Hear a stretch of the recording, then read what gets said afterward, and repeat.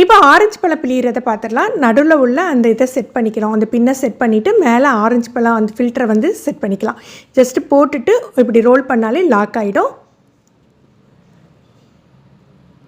Orange பழம் சாத்துக்குடி பழம்லாம் பிழியறதுக்கு பார்த்திங்கன்னா நம்ம கையால் ரோல் பண்ண வேண்டாம். பிகினிங்கில் வந்து நானும் ரோல் பண்ணி பார்த்துக்கிட்டே இருந்தேன். நம்ம ஹேண்டில் பிழிவோம் பாருங்கள், அந்த மாதிரி பண்ணிகிட்டு இருந்தேன். அப்படியெல்லாம் எதுவுமே தேவையில்லை.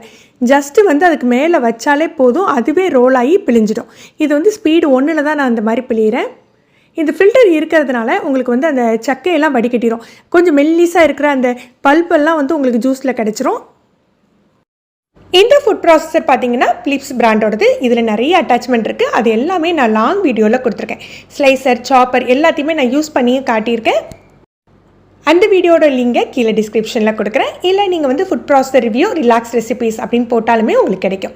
யாருக்காவது ஃபுட் ப்ராசஸர் வாங்கணும் அப்படிங்கிற ஐடியா இருந்தது அப்படின்னா நீங்கள் வந்து செக் பண்ணி பாருங்கள்.